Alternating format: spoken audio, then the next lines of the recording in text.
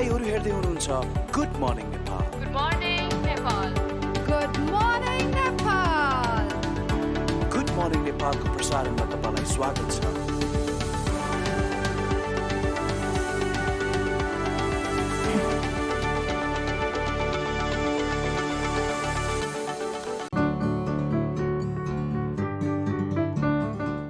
नमस्कार, good morning, शुभ प्रभात। नमस्कार, गुड मर्निङ, स्वागत छ कान्तिपुर टेलिभिजनको नियमित बिहानी शो गुड मर्निङ नेपालमा। म सबिना कार्की सँगै म छु नवराज पाण्डे। आज आइतबारको बिहानी भए पनि यो फागुन शुक्ल पूर्णिमाको दिन भएको हुनाले सबिना तिमीलाई कस्तो भिन्दै देखिएको छ, त वाइटनिङ देखिरहेछ। अब यसमा अलिकति रङहरू लगाउन बाँकी छ जस्तो हो। Happy Holi Navraj. Same to you, thank you.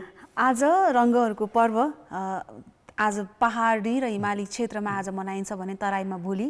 हामी सम्पूर्ण हाम्रा दर्शकवृन्दहरूलाई जो हामीलाई हेरिरहनु भएको छ, अहिले त पक्कै पनि होली खेलिसक्नु भएको छैन होला। अब हामीसँगै सुरुवात भएको छ यहाँको होलीको धेरै धेरै शुभकामना। सँगै यो असत्यमाथि सत्यको विजयको प्रतीकको रूपमा पनि होलीलाई मनाउने गरिन्छ।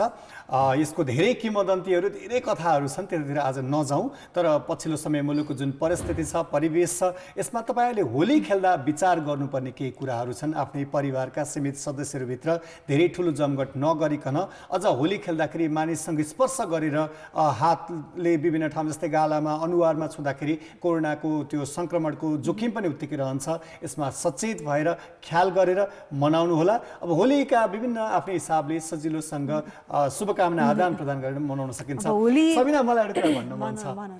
खास होलीको अर्को विशेषता भनेको चाहिँ म सबिनाबाटै सुरुवात गर्छु। यसबीच कतिपय सन्दर्भमा मैले थाहा नपाई कतिपय अन्जानमा कुनै बेला तिम्रो चित्त दुखाएको छु भने एकदम माफी चाहन्छु। आज त्यो कन्फेस गर्ने दिन पनि हो। त्यस्तो त छैन नवराज। अब आज त मनमा भएको मनमुटाव, रिस रागहरू पनि त्यागेर आपसमा रङ्गहरू लगाएर आपसी मेलमिलाप, सद्भाव बढाउन होली मनाइन्छ होइन। सो नवराजले अब सबैजना हामीलाई थाहा छ अब तिमी कति धेरै मिलनसार छौ भनेर। त्यही पनि त्यस्तो अहिलेसम्म। बट मैले जोड्न खोजेको विषय चाहिँ यो चाहिँ खास अलिकति रिस राग भैरभाव त्यागेर एउटा खालको खुसीको, आत्मीयताको बाँड्ने अवसर पनि हो। अब यसमा धेरै नजाउँ। आज पनि हामीले केही सुन्दर, आकर्षक, राम्रो तस्बिरहरू प्राप्त गरिसकेका छौँ। अब आज काठमाडौँको मौसम त राम्रो छैन नवराज होइन। अब प्रदूषण कस्तो छ, अब केही दिनसम्म अझै पनि यो कायमै रहनेछ, आँखाहरू पनि पोलिरहेको छ अझै पनि। तर हामीलाई मौसम मगरले पठाएको तस्बिर चाहिँ एकदमै राम्रो छ। उहाँले लेख्नु भएको छ, मेरो प्यारो जन्मभूमि रोल्पा थवाङ पाँचको यो यति सुन्दर ठाउँमा हामीलाई न एसीको जरुरत छ न हिटरको जरुरत छ, बस अर्ग्यानिक शिशिर बताससँगै रमाउँछौँ हामी, अझै धेरै रमाउनु छ भनेर उहाँले लेख्नु भएको छ क्याप्सन। यससँगै अर्को दिनेश बुढाथोकीजीले पठाउनु भएकोमा पनि त्यस्तै आकर्षक उहाँले तस्बिर र शब्द पनि त्यत्तिकै लेख्नु भएको छ। उहाँको अलिकति शब्द पढ्छु अनि यो चाहिँ उहाँले सुबिन भट्टराईको पोस्टबाट कपी गरेको भनेर पनि लेख्नु भएको छ। तथापि आकर्षक छ। जे गरे पनि कसैप्रति प्रतिस्पर्धा नगरी आफ्नै लागि गर्ने हो, आफूभित्रको क्षमतालाई निखार्ने हो, अरूको प्रतिभाको ढक राखेर उसैको तराजुमा आफ्नो क्षमता जोख्नुको कुनै तुक छैन भनेर लेख्नु भएको छ। यो आकर्षक प्रेरणादायी शब्दहरू छन्, त्यो भएर पनि हामीले यहाँ उल्लेख गरेका छौँ। त्यसै गरी हामीले अर्को तस्बिर गौरव विष्टको ट्विटर ह्यान्डलबाट लिएका छौँ। हामीले हाम्रो कार्यक्रममा धेरै तस्बिरहरू उहाँको लिइरहेका छौँ। खिच्नु नै यति सुन्दर हुन्छ, हामी नलिन सक्दैनौँ। यहाँहरूको जिन्दगी यसरी नै फुलिरहोस् भनेर अनि शुभ दिन भनेर लेख्नु भएको चाहिँ एकदमै सुन्दर तस्बिर छ। यो फुलहरूको बिचमा त्यो घरहरू, यो तस्बिरको आकर्षक आजको दिन झन् बढी। हामीले आज अनुहारमा रङहरू दलेर होली मनाउँछौँ। हाम्रो हिमाल, हाम्रो पहाड, हाम्रो क्षेत्र, हाम्रो प्राकृतिक जुन खालको अवस्था छ त्यसमा त्यो सुन्दर फुलहरूले सधैँ रङ भरिरहेको हुन्छ, रङ्गीन बनाइरहेको हुन्छ। यो हाम्रो कार्यक्रमको थिम पनि हो, यहाँहरूको जीवन सधैँ सुखद रहोस्, शुभ रहोस्, सकारात्मक ऊर्जा भइरहोस् यहाँहरूको जीवनमा। झन् आज त होलीको दिन, विशेष दिन, हामी यो सकारात्मक कुराहरूलाई ऊर्जाशील बनाउनको लागि यो दिन मनाउने पनि गर्छौँ। तर अब यसपटक भने अब प्रशासनले हामीलाई घरभित्रै रहेर होली मनाउन भनेको छ। अब वातावरण पनि त्यति खासै राम्रो छैन। अब यो होली त आफन्त, परिवार, साथीभाइसँग मनाउने हो। अब हामी कल्पना गरौँ यो होली मनाउनु त हामीसँग धेरै वर्ष बाँकी छ नि। यो महामारीले हाम्रो आफन्त साथीभाइ नै रहेनन् भने हामी कसरी खुसी हुन्छौँ र? त्यसैले अब मौसम पनि राम्रो छैन, अहिलेको परिस्थिति पनि राम्रो छैन। आपसमै घर परिवारमा खुसी बाँड्नको लागि त के छ र होइन, जहाँ बसेर जसरी पनि बाँड्न सकिन्छ नि। यसको अलिकति हामीले अहिलेको परिस्थितिलाई सामना गर्नुपर्ने परिस्थिति छ। होलीलाई पनि मनाऊ तर बाहिर भिडभाड ठुलो जमघट नगरौँ, बाहिरको परिस्थिति सबिनाले अघि नै भनिसक्यो, यस्ता कुराहरूमा ख्याल गर्यौँ भने चाडपर्वको आफ्नै एउटा महत्त्व छ, तर त्योभन्दा ठुलो कुरो स्वास्थ्य हो। स्वास्थ्यलाई पनि हामीले ख्याल गर्नुपर्छ। अब अलिकति होलीको सन्दर्भमा कुरा गर्दाखेरि मलाई दुईवटा कुरा चाहिँ खुब याद आउँछ कि हामीले बच्चापनमा त्यो होली मनाउँदाखेरि त्यो रङहरूको त्यो खालको साथीभाइको आत्मीयताको कुरा, त्यसपछि अलिकति ठुलो भएपछि परिस्थिति अलिकति बदलिएपछि होइन, भिडभाड, विभिन्न साङ्गीतिक विभिन्न कार्यक्रमहरू, विभिन्न महोत्सवहरू, विभिन्न कन्सर्टहरू हुने र हिजो मैले जनकपुरको एउटा सन्दर्भ हेरिरहेको थिएँ। जनकपुरमा जानकी मन्दिरको आँगनमा यति बेला होली महोत्सव चलिरहेको छ। आज त्यहाँ महामूर्ख सम्मेलन पनि भइरहेको छ। सबिनालाई कतिको आइडिया छ महामूर्खको? थाहा छ महामूर्ख प्रसङ्ग? महामूर्ख अब हामीले सुन्दै त आएका हौँ नि समाचारमा, हरेक वर्ष यो महामूर्खको उपाधि यसले पाउनुभयो उसले पाउनुभयो भनेर हामी सुन्दै आइरहेका छौँ होइन। अब क्युरियोसिटी पनि हुन्छ। मूर्ख भन्ने शब्द आफैमा प्रिय होइन नि त, मान्छेहरूलाई मूर्ख भन्दा पनि रिसाउँछन् होइन। तर यो ठाउँको महामूर्ख यति लोकप्रिय छ, त्यो महामूर्ख बन्न पनि मानिसहरू बिच प्रतिस्पर्धा हुन्छ होइन। र आज हामी यही महामूर्ख सम्मेलनको विषयमा कुराकानी गर्नेछौँ। कि हामी ब्रेक लिन्छौँ? हामी ब्रेकतर्फ लाग्छौँ, हामीसँगै रहनुहोला।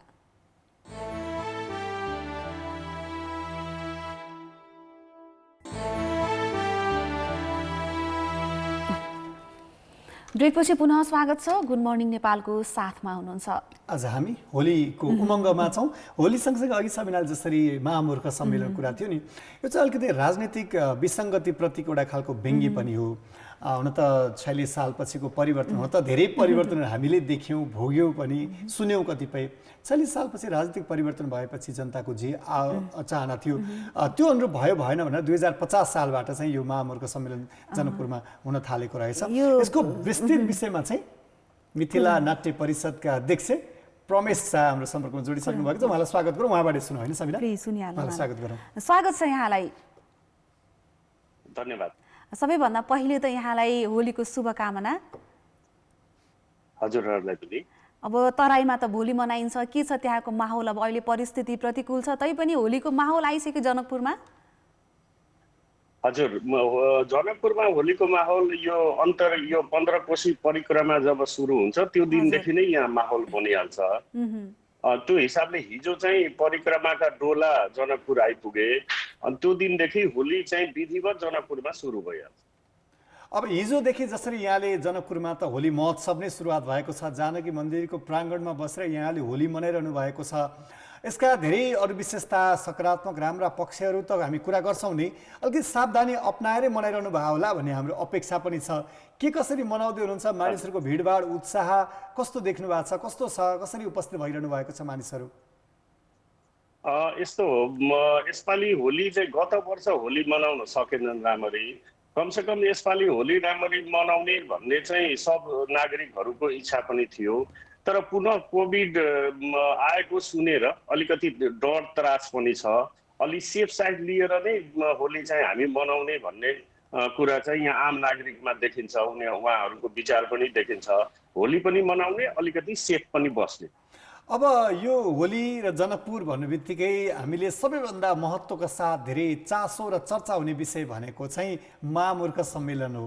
यो विषयमा अलिकति जानकारी गराइदिनुहोस्। तपाईँहरूले जसरी तपाईँहरूले चाहिँ यो मिथिला यो नाट्य महोत्सव परिषद पनि छ, महामूर्ख सम्मेलन पनि गर्दैछ, यसको विषयमा जानकारी गराइदिनुहोस् न। के हो महामूर्ख सम्मेलन? कसरी मनाइन्छ? सुरुवात कसरी भयो? हजुर, यो चोटि हामी सिल्भर जुब्ली 25 वर्ष चाहिँ रजत महोत्सव मनाइरहेछौँ, होली महोत्सव र महामूर्ख सम्मेलनको। यो 2 दिवसीय कार्यक्रममा कस्तो छ भनेदेखि हामीले यो युवा पिँढीहरू जो मिथिलाका मौलिक होली गायनहरू थियो त्यो लोप हुँदै थियो। अनि त्यसकारणले हामी यो 8वटा जिल्ला 2 नम्बर प्रदेशका सम्पूर्ण जिल्लाहरूलाई बोलाएर डम्फा प्रतियोगिता गराउने जो चाहिँ हामीले हिजो समाप्त गर्यौँ। युवाहरू आकर्षित होस् भनेर डम्फा प्रतियोगिता नै गराउँछौँ।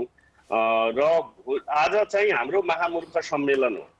महामूर्ख सम्मेलन हामीले किन मनाउन सुरु गर्यौँ भनेदेखि यो एउटा सकार हो, छेड हो कि वर्षभरि निस्वार्थ रूपले जनता जनमानसमा सेवा पुर्याउने र सेवा पुर्याइरहेका व्यक्तिहरू, त्यस्ता व्यक्तित्वहरू, महान साहित्यकार, कवि, समालोचक, राजनीतिज्ञहरू, उहाँहरूलाई समाजबाट खोजेर अनि हामीहरूले जो उत्कृष्ट रूपमा जो आउनुहुन्छ उहाँलाई हामी महामूर्खका उपाधि र त्यसपछि 10 वटा 12 वटा चाहिँ अन्य उपाधिहरू पनि हामी दिने गर्छौँ। हाम्रो ठम्याइ के हो भनेदेखि महामूर्ख सम्मेलनको कि यो बदलिदो अवस्थामा जुन समाज परिवेश बिना स्वार्थको लागि काम गर्न सक्दैन, त्यस्तो अवस्थामा निस्वार्थ रूपले तपाईँ समाजको सेवा गरिराख्नु भएको छ, देशको लागि काम गरिराख्नु भएको छ भने तपाईँ जस्तो ठुलो मूर्ख महामूर्ख कोही पनि हुन सक्दैन भनेर उपाधि दिन्छ। जस्तो यहाँको सुरुवातको दिनहरूमा अब मूर्ख भन्ने बित्तिकै त हामीलाई रिस उठ्छ नि, कसैलाई त कस्तो मूर्ख भन्यो भने पनि रिस उठ्छ। तर यो जनकपुरको महामूर्ख सम्मेलन यति धेरै लोकप्रिय छ, जो महामूर्ख बन्नुहुन्छ उहाँहरूलाई पनि गर्व लाग्छ, जो प्रति व्यङ्ग्य गरिएको छ उहाँहरूले पनि सहर्ष स्वीकार गर्नुहुन्छ। कसरी यति लोकप्रिय भयो, यसलाई कसरी यहाँहरूले इस्टाब्लिस गर्नुभयो? यो 25 वर्ष पहिले हामी साथी हुन त अन्य जनकपुरमा विगतदेखि नै मनाउने अन्य ग्रुप हुनुहुन्थ्यो, उहाँहरूले छोड्नुभयो। मिथिला नाट्यकला परिषदले यसलाई सुरु गर्यो 25 वर्ष पहिले। त्यो कस्तो भनेदेखि जस्तै हामी काठमाडौँतिर गाई जात्रा मनाउँछौँ, अनि त्यसमा गाई जात्रामा यथार्थ कुराहरू हामी हास्यको प्रस्तुतिको माध्यमले सटार छेरको माध्यमले त्यसलाई प्रस्तुत गर्छौँ। त्यस्तै गरी हामीले समाजमा त्यस्ता वरिष्ठ व्यक्तिहरू वर्षभरि राम्ररी जनतालाई निस्वार्थ रूपले सेवा गर्ने, देशको लागि काम गर्ने त्यस्ता व्यक्तित्वहरूलाई छानेर यसरी सुरु गर्दै गयौँ। सुरु गर्दै जाँदा जनताहरूमा यो अलि राम्ररी भिज्न गयो र राम्ररी बुझ्न थाल्नुभयो जनमानसले। त्यसकारणले यो माइलेज यति पाउन सक्यो यो महामूर्ख सम्मेलन। रमेशजी, यो जसरी महामूर्ख सम्मेलनमा सहभागी हुनका लागि जस्तै विभिन्न प्रतियोगिताहरूमा सहभागी हुने आफ्नै तरिकाहरू हुन्छ, आफ्नै त्यसको क्राइटेरियाहरू हुन्छ, यसमा कसरी तपाईँले तोक्नुहुन्छ? को मान्छेले त्यहाँ सहभागी गराउने, त्यो प्रतिस्पर्धीहरू कसरी छान्ने, उहाँहरू आफैले आवेदन दिने हो कि तपाईँहरूले खोजेर ल्याउने हो कि के हुन्छ, त्यो पनि भनिदिनुहोस् न। होइन, यस्तो हो सर, समाजको लागि जो व्यक्ति काम गरिरहेका हुन्छन् उहाँहरूले कहीँ आवेदन दिन जानु पर्दैन, किनभने निस्वार्थ रूपले काम गर्ने व्यक्तिहरूलाई हामी छान्छौँ। हाम्रो संस्थामा समिति हुन्छ, ती संस्थाका समितिका साथीहरूले हाम्रो देशभरिमा सेवा गर्ने यो वर्षमा कुन व्यक्तित्वहरू हुनुहुन्छ अनि उहाँहरूलाई हामी छानेर 10 जना 15 जनालाई हामी ब्रेकडाउन गर्छौँ। ती गरे सबजनालाई हामी इन्भाइट गर्छौँ र ती सम्बन्धी उत्कृष्ट देशका लागि समर्पण, समाजका लागि समर्पित व्यक्ति को हुनुहुन्छ भनेर त्यसरी हामी छान्छौँ र अन्य व्यक्तित्वहरूलाई त्यतिकै प्रधानता दिएर अन्य मूर्खहरूका उपाधिहरू जस्तै हामी खेसारी लाल, मुसरी लाल भनेर उपाधिहरू हामी दिन्छौँ। त्यो 12 वटा उपाधि हुन्छ र त्यसपछि महामूर्खको एउटा उपाधि हुन्छ। जस्तो यहाँ विभिन्न टाइटलहरू पाइसकेपछि त्यो टाइटलको मिनिङ चाहिँ के हुन्छ? जस्तो महामूर्ख बन्नुभयो नि होइन, अब महामूर्ख बनिसकेपछि त्यसको मिनिङ के जान्छ समाजमा? समाजमा यो मिनिङ जान्छ, त्यो ऊ समाजले के बुझ्छ भनेदेखि यो मान्छे नै साँच्ची नै समाजका सेवक हुन् र यी सेवकलाई महामूर्ख यो के भन्छ होली पर्वको जस्तै यहाँ त भनाइ छ नि त बुरा नमानो होलीले भनेर भन्छन् यहाँ सबले। त्यसकारणले त्यो दिन त्यो एउटा छेरको रूपमा लिन्छन्।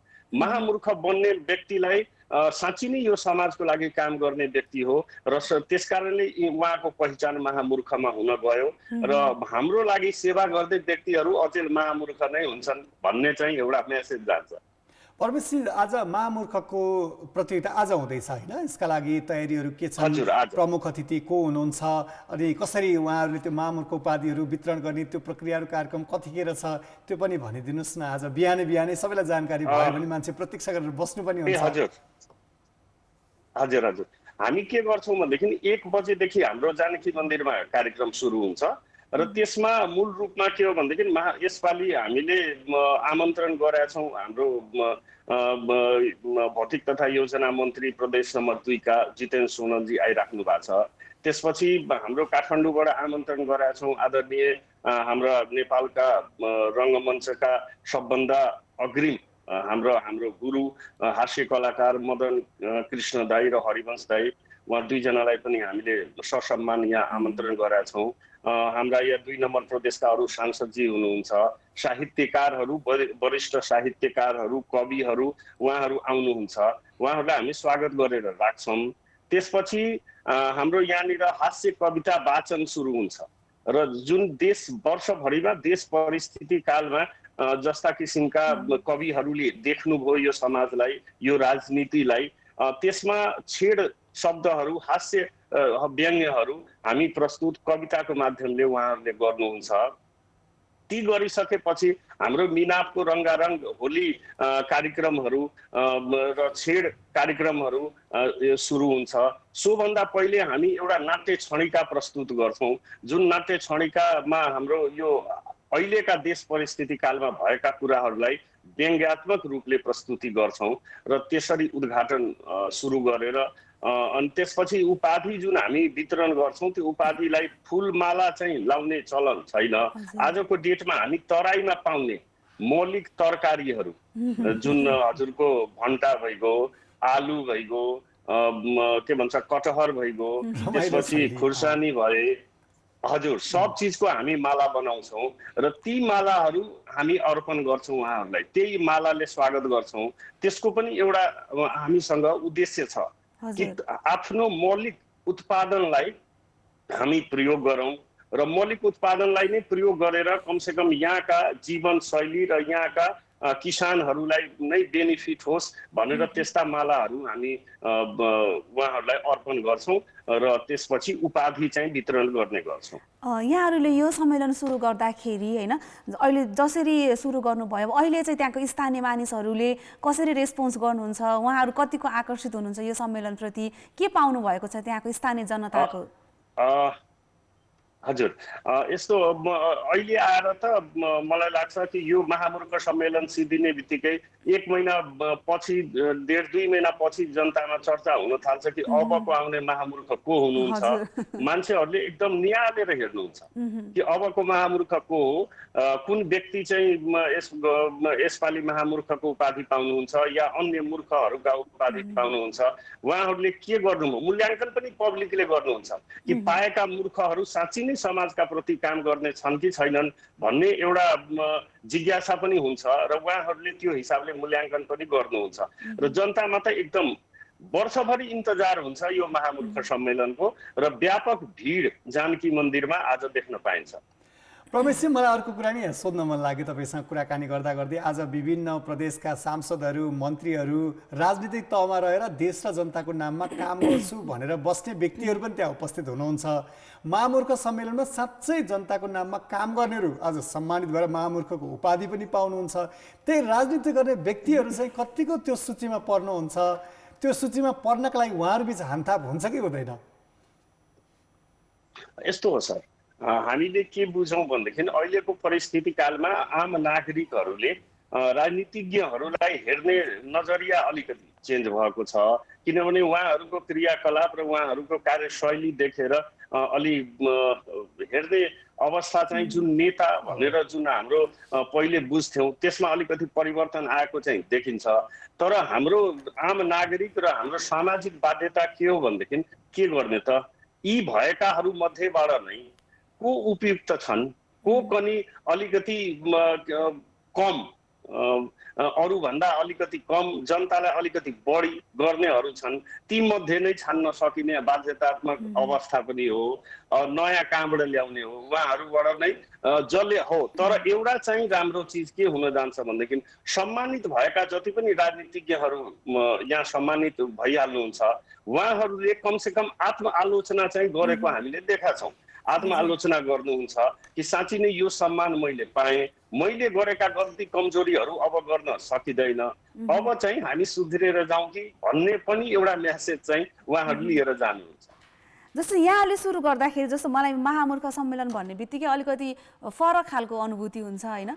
सुरु गर्दाखेरि जुन हिसाबले यो अगाडि बढिरहेको छ, जुन हिसाबले चर्चा पाइरहेको छ र जुन हिसाबले यसले समाजमा सन्देश दिइरहेको छ, यहाँले सुरुवातका दिनहरूमा यस्तो सोच्नु भएको थियो कि थिएन? हामीले सुरुवातमा यो रमाइलोको लागि सुरु गरे हो, यथार्थ भन्ने हो भनेदेखि अलिकति रमाइलो हुन्छ, अलिकति गरौँ। तर बिस्तारै बिस्तारै यसमा चाहिँ अरू बौद्धिक वर्गका र साहित्यकारहरू, हाम्रा समालोचक ज्यूहरू, उहाँहरूबाट सुझाव आउन थाल्यो कि यो कार्यक्रमलाई हामीले यसरी लगे समाजको लागि एउटा उदाहरण पनि बन्छ भन्दा बिस्तारै परिमार्जन हुँदा हुँदै यो अवस्थामा हामी आएका छौँ। हस् परमेश्वरी, तपाईँले होलीको विषय, महामूर्ख सम्मेलन लगायत यो समग्र विषयमा धेरै जानकारी दिनुभयो। हामीले पनि केही बुझ्ने अवसर पायौँ। हाम्रा दर्शकहरूलाई यो जानकारी गराउन तपाईँका माध्यमबाट हामी सफल भयौँ। यो समयका लागि यहाँलाई धेरै धेरै धन्यवाद र ह्याप्पी होली पनि भन्न चाहन्छौँ। हजुरहरूलाई पनि धन्यवाद। अवश्य हेरौँ आजको महामूर्ख सम्मेलन। हस्, उहाँ हुनुहुन्थ्यो प्रमेश सर, हाँ। मिथिला नाट्य परिषदका अध्यक्ष पनि हुनुहुन्थ्यो। सबिना, महामूर्ख सम्मेलनमा भाग लिन जाने कौतूहलता त बढेको छैन नि? त्यसको लागि छुट्टै खालको क्षमता आवश्यक पर्ने रहेछ, जो कोहीले त्यहाँ गएर जित्न सक्ने होइन रहेछ भन्ने कुरा बुझियो। आजको लागि बिदा मागौँ।